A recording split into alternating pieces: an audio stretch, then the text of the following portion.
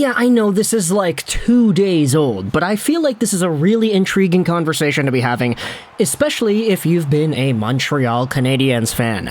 Now, what the hell are you talking about, Lego? This guy is not a Canadiens prospect, he is an Oilers guy, and yes, I know that.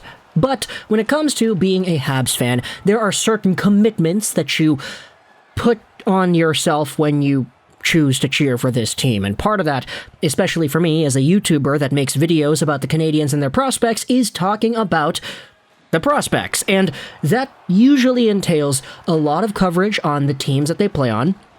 And as a result, this player's name has come up into my spectacles quite a lot over the past few years. Let's go over to the Edmonton Oilers and talk about that top 6 spot. The top 6 fight that everybody was saying was going to occur in the preseason of 2022-2023. With the contract extensions giving out to guys like Kailer Yamamoto and Jesse Puljujarvi, you had yourselves what was an even field as to who was going to fight to earn that final top 6 spot, alongside of Connor McDavid, Leon Draisaitl, Zach Hyman, Evander Kane, and the Nuge. Those are 5 players, all top 6 locks. The last spot was up for grabs, and a lot of people said, hey, it would be those two, Puljujarvi versus Yamamoto. Who's going to go out there? Who's going to win? Yamamoto had a good playoffs last year. The team went to the 3rd round. Puljujarvi had a great regular season last year. He didn't do too well in the playoffs, though. So, who is going to come in here? Who's going to take the final spot? And we had a lot of trade rumors surrounding guys like Jesse Puljujarvi at the same time, which made things a little bit more complicated, too. However, when you take a look at the prospect that we're talking about today, his showcase has been so good in the preseason so far that all of a sudden, he is a very legitimate dark horse to potentially get that final top 6 spot. Maybe spelling doom for Jesse Puljujarvi and his Oilers tenure, maybe demoting Kailer Yamamoto back to the top 9 instead. Somebody else is going to have to take a little bit of a step back in the lineup if this prospect goes out there and steals a top 6 spot. Who the heck is that going to be? Warren Foegele? Who really knows? Today we're talking about former Wisconsin Badger Dylan Holloway and everything he has done so far in the NHL preseason. Now, that's kind of the reason why I said, hey, you know, as a Canadiens fan like me, I kind of had this guy in my crosshairs a lot, is because Holloway was a former Wisconsin Badger. He played with Cole Caulfield for a little bit over there, and it was really nice to see the connection that Caulfield had with guys like Linus Weissbach and Holloway. Even in the prior season, you had guys like Alex Turcotte, etc., but Holloway had been on the Wisconsin Badgers with Caulfield for a while, posting up 35 points in 23 games in his sophomore season in 2020-2021. Holloway was drafted by the Oilers back in the 2020 NHL Draft, 14th overall, and if you take a look at the scouting report for Holloway back at Elite Prospects in 2020, it talks about how he consistently applies pressure on the back check, pickpockets puck carriers, makes timely hits, wields a disruptive stick, you name it. He never flees the zone early and is a capable east-west attacker who shields the puck from opposing defenders really well. Now, if you only read that scouting report without taking a look at any of the footage or watching the tape from a few days ago against the Canucks or looking at the points, you'd say, oh, Holloway seems like a pretty good disruptor of play, a guy that makes it difficult for the opponent and who facilitates play properly for his team. This scouting report doesn't say anything about his offense, but his offense is not to be ignored. Last season, playing for the Bakersfield Condors in the AHL, Holloway had himself 22 points in 33 games played. He was 20 for the entire season, putting up those sets of numbers in the American Hockey League, which is pretty good. He also was under a point per game for Bakersfield in the limited playoff run that they had. Now, heading into Oilers training camp, Holloway has gone out there with some pretty good games and some really effective plays. The game against the Vancouver Canucks a few nights ago was one where the Canucks admittedly iced a pretty bad roster. They pretty much iced a team of AHL Abbotsford Canucks guys, plus Lazar Dickinson, whom I guess you could debate maybe are AHL borderline territory anyway.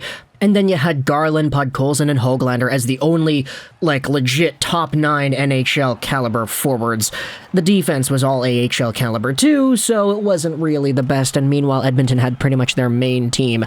Holloway went out there and scored himself 3 goals and an assist, and all the goals were pretty good goals. The first one was a long-range tip-in, where he's in front, the shot comes from the far point, and he is right there to tip it by Colin Delia. The second goal Holloway scored, amazing, beautiful, mwah, chef's kiss, beautiful finish right there.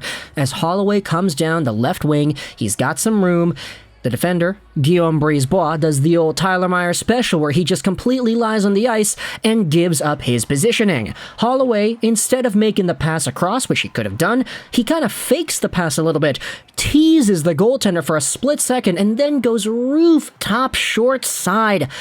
Ooh, what a snipe there by Dylan Holloway, giving him his second goal of the game, an absolutely beautiful showcase of talent. The third goal he scored, the hat-trick goal, was one where he picked the puck up behind the net, came out in front, he was on the face-off circle, he shot it, and went by, and then Colin Delia was waived the next day, so you could say, oh yeah, Dylan Holloway ended the guy's career. No, just kidding. The waiver process was necessary here because Colin Delia was supposed to be the AHL guy for Vancouver next season. Martin and Demko were supposed to be the Canucks guys, the Vancouver Canucks guys, I should say. So, Colin Delia, even though he got waived, it's kind of funny. Oilers fans are memeing saying, yeah, no, Holloway ended the guy's career. He also had an assist on top of everything, so a 4-point night against Vancouver. And you had yourselves analysts going out there saying certain things like this in response to that game.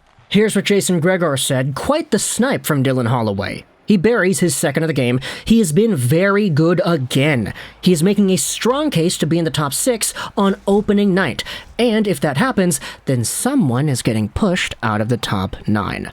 He then had articles on Sportsnet coming out talking about how Holloway was really good, and now it's time for Jesse Puljujarvi to bounce back. Now, I really don't want to insert myself and put any expectations on anybody here, but just from what Holloway has done so far, I mean, it's difficult to go out there and deny this guy the opportunity. Because when you play as well as Holloway does, you have the certain skill sets that Holloway has. Sure, you could throw him into the NHL right now and say, okay, you're going to be a bottom 6 PK guy that learns the defensive side of the game. You play well to your strengths on the boards. You do some good things in your own zone. You could force him to do that. I think Holloway is good enough as a rough and tough hockey player to fulfill that sort of role, but you'd really be taking a step away from his development offensively if you just subjected him to a role like that. It's why Holloway probably should be AHL or top 6 at the very least. Like, NHL is fine as long as he's given the minutes and the opportunity to really showcase his offensive prowess, because that's what the preseason is for. He's shown it off so well so far that other guys like Jesse Puljujarvi, Kailer Yamamoto, these guys have to keep up. And so it's very interesting seeing the story of this player who is 21 years old. He recently turned 21, so happy belated birthday to Dylan Holloway, going out there and doing what it is that he is doing for the Edmonton Oilers. Because when it comes to them potentially needing forward help, quote unquote, you talk about the Phil Kessels and the Patrick Kanes. Those were supposed to be their main targets in the offseason. Maybe you're going to get yourselves a pretty good addition offensively that does not cost $10.5 million, or that's not going to cost the free agent market salary that Phil Kessel ended up getting with the Golden Knights. He's going to be on his entry-level contract, and he's going to have at least another season's worth of play within him before you have to re-sign him to an extension in 2023-2024. So, talk in the comments if you're an Oilers fan. What have your opinions been of Dylan Holloway so far? I'm recording this video on October 4th. It's 10:17 p.m. right now.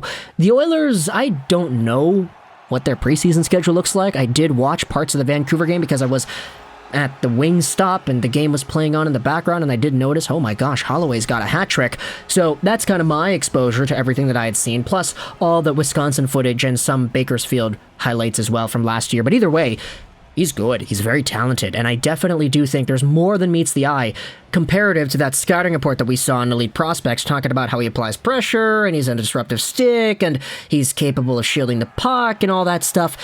Kind of disregards his offensive skills, doesn't it? He can snipe, he can play make, he can score.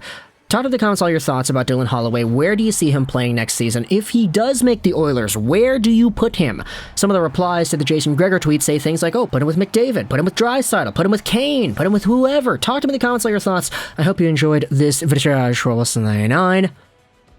And bye.